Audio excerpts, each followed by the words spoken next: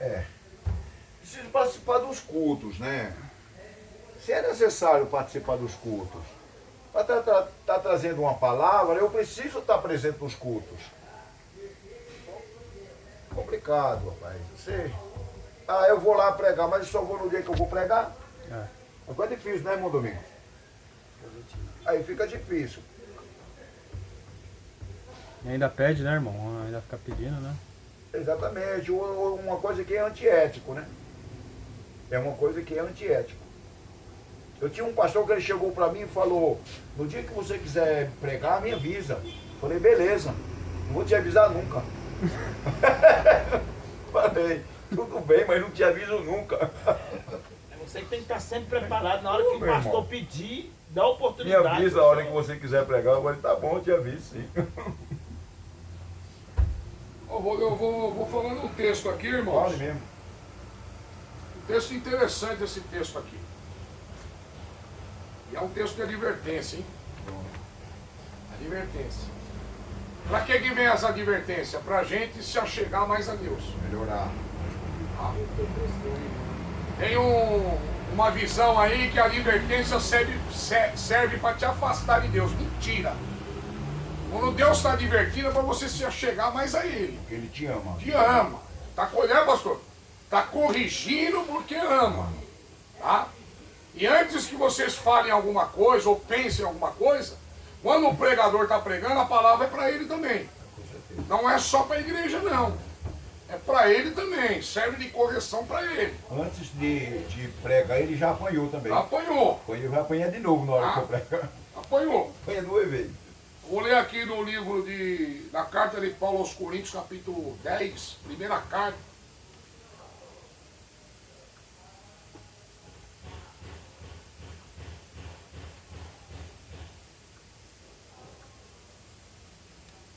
Primeira carta do apóstolo Paulo, capítulo 10, aos Coríntios. Primeira carta aos Coríntios. Glória a Deus. Eu estava procurando um versículo bíblico hoje de manhã, que eu sempre preguei dele, mas eu não sabia onde estava escrito. Aí eu achei. Paulo falando aos Romanos capítulo 15, versículo 4. Tudo que está escrito aqui é para o nosso aviso. É para o nosso ensinamento. Tudo que está escrito. Tá? Então, quando vem a palavra, é para as pessoas prestar atenção. Prestar atenção o que Deus está falando. Diz assim, ó, o texto. Todos acharam? Amém. Porque não quero, irmãos, que vocês ignorem o fato de que todos os nossos antepassados estiveram sob a nuvem, e todos passaram pelo mar. Em Moisés, todos eles foram batizados na nuvem e no mar. Todos comeram do mesmo alimento espiritual e beberam da mesma bebida espiritual, pois bebiam da rocha espiritual que os acompanhava, e essa rocha era Cristo. Contudo, Deus não se agradou da maioria deles. Por isso, os seus corpos ficaram espalhados no deserto. Essas coisas ocorreram como exemplos para nós, para que não cobicemos coisas más, como eles fizeram. Não sejam idólatras, como alguns deles foram. Conforme está escrito, o povo se assentou para comer e beber, e levantou-se para se entregar à farra.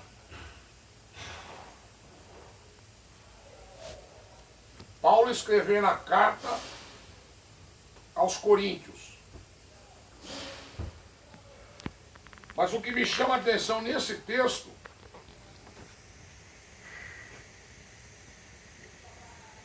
são, como que eu posso dizer? Ele fala dos dois lados da moeda. Por isso que eu sempre estou falando, esses pregadores bíblicos, Eles sempre pregaram os dois lados. O povo de Israel foi abastecido com comida. O povo de Israel foi abençoado por Deus de dia, andando naquele deserto com uma coluna de nuvem. Deus não deixou nem eles se queimar do sol.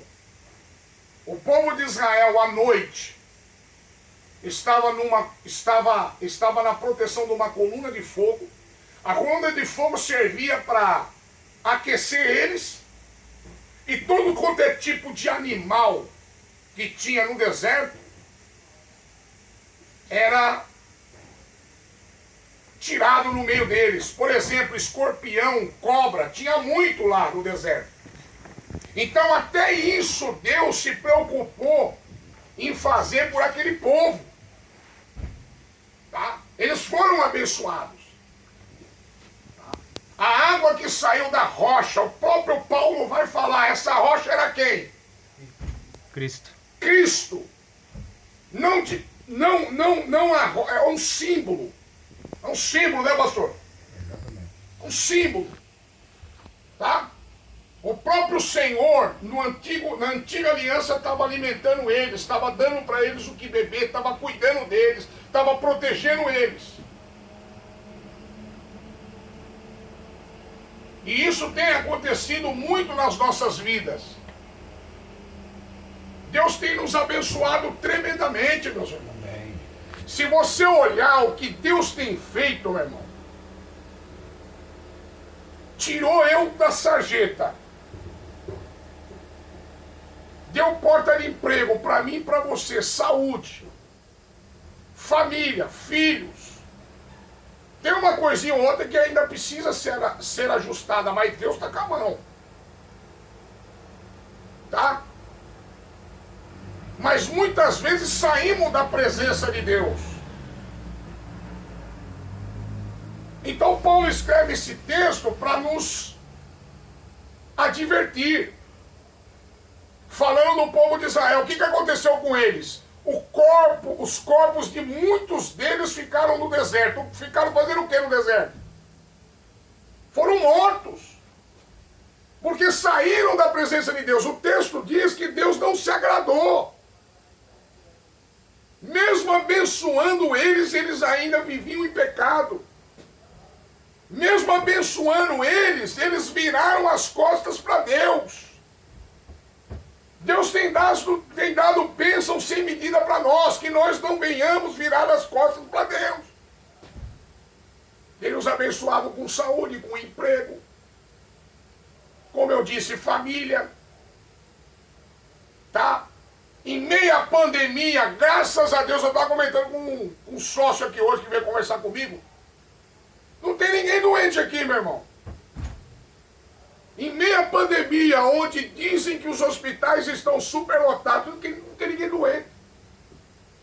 Da nossa casa, eu creio que não tem ninguém doente também, porque senão alguém aqui se levantar e falar, ora pela minha esposa, ora pelos meus filhos, isso, aquilo, porque eles estão passando por uma dificuldade, estão doentes, estão enfermos, mas ninguém se levantou para falar, então eu sei que a família de vocês corre tudo bem. São bênçãos. Mas isso é um detalhe. Porque a maior riqueza que nós temos foi o que ele fez há 2020 anos atrás, dando o seu filho por nós. Nos chamou para obedecermos. Eu falei ontem numa ministração e hoje eu falo de novo. O que Deus pede do seu povo é só uma coisa: obediência. É isso que Deus pede. Deus não está pedindo nada do que nós não possamos fazer. Tudo que Ele pede é obediência. Está ao nosso alcance obedecê-lo mediante Sua palavra. a sua palavra. Glória a Deus. Só obediência. Deus não colocou fardo pesado nas costas de ninguém. Ah, eu não fiz, que eu não aguentei. Mentira, você não fez porque você não quis. Porque você não ama esse Deus. Porque você deixou o primeiro amor. E Deus não se agrada daquele que abandona ele. O povo de Israel recebeu tudo de Deus, as bênçãos. E Deus prometeu que iria colocar eles numa terra que mana leite e mel. Deus abençoou aquele povo, e aquele povo rebelde contra Deus. O próprio texto diz, e eu falei disso ontem numa ministração, enquanto Moisés foi no monte falar com Deus para trazer as leis para o povo, porque a lei de Deus é boa, meu irmão. Ela refrigera a alma. Ela evita você de pegar uma AIDS falando que você não deve se prostituir. Ela livra você de pegar um câncer no pulmão de tanto fumar. Ela livra você de pegar uma dor de cirrose de tanto tomar cachaça. A lei do Senhor é boa. É o homem que não quer. É o homem que vira as costas para Deus. Irmão, mas vira mesmo? Vira, o texto está dizendo que muitos israelitas morreram no deserto por desobedecer a Deus. Então que venhamos obedecê-lo. Faz uma reflexão dentro de você. Você ama mesmo esse Deus da Bíblia? Eu não estou falando de religião, meus irmãos. O Brasil e o mundo está cheio de religião. Tem religião para todo tipo. É muçulmano, é budista, é espírita kardecista, é feiticeiro, é evangélico, é católico, tem tudo quanto é tipo de religião. E o mundo está na lama. Porque o pai da religião é o diabo, não é Deus. Deus nunca quis ter uma religião. Deus, ele falou assim. Deus, ele falou assim na carta de Paulo aos Romanos: dei graça e apostolado para o meu servo chamar um povo à obediência. Um povo. E o homem correndo atrás de religião. Olha a lama que está.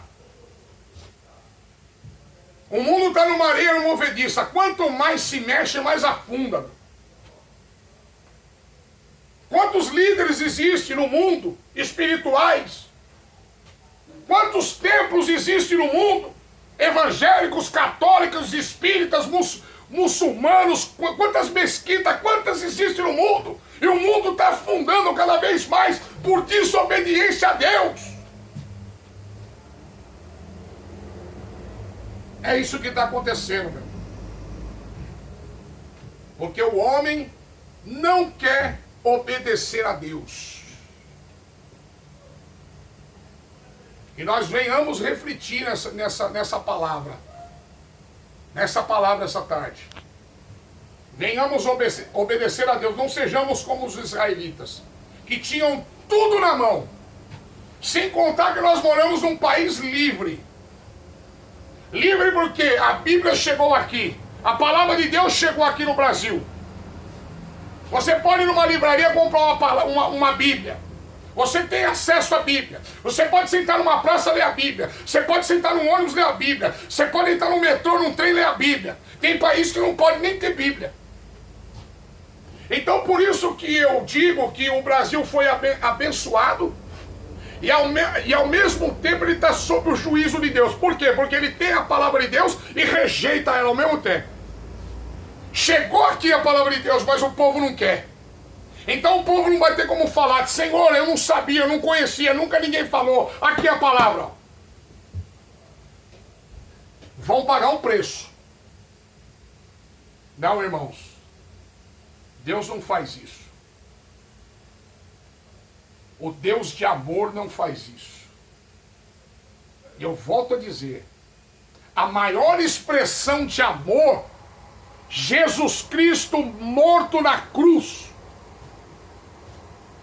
para pagar o alto preço pelas nossas vidas. Ele já demonstrou o amor dele. Agora, se você não quer, é juízo. É juízo que vai vir. O irmão sempre vem falar comigo: está morrendo muita gente, vai morrer mais. Vai morrer muito mais, meu irmão. Não se preocupe com o corpo. Essas almas estão indo para onde? Estão indo para onde? Desobedeceram ao Senhor. Coloca um crucifixo pendurado no retrovisor do carro achando que isso é servir a Deus. Uma medalhinha pendurada no pescoço achando que isso é servir a Deus. Frequentando templos de pedra achando que isso é servir a Deus. Isso não é servir a Deus. Servir a Deus é obedecer a tua palavra e andar em santidade porque Ele é santo, meu irmão.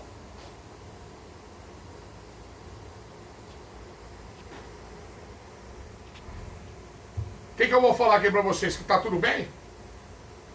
Para vocês se manter do jeito que vocês estão? Eu vou falar de mim, não posso falar da vida de vocês. Eu não estou satisfeito com a minha vida espiritual. Eu não estou. Eu não estou satisfeito com a minha vida espiritual. O que esse Deus fez para mim, eu não faço nada para Ele. Eu não passo de um verme, como a Bíblia diz. A Bíblia me chama de verme. Ou tem alguém aqui que pode chegar perante Deus e falar, eu sou alguma coisa? Se tiver alguém, levanta a mão. Eu sou alguma coisa. Nós não somos nada. Se estamos servindo a Deus de pé, Ele nos chamou. E nós entendemos o seu evangelho foi porque Ele fez isso conosco. A escolha foi nossa. Mas toda a obra foi Ele que fez. Glória a Deus. Eu fico olhando, meus irmãos.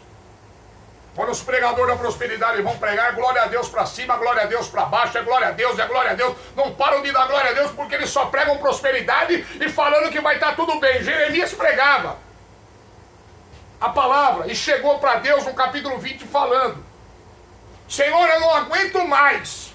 Tudo que eu prego as pessoas odeiam, eles me xingam, eles querem me matar, eles querem me bater. Não aguento mais pregar o que o Senhor está mandando. Só que por outro lado, se eu fico de boca fechada, a tua palavra queima tanto dentro do meu coração que eu não consigo me conter, eu tenho que pregar. Olha só, meu irmão.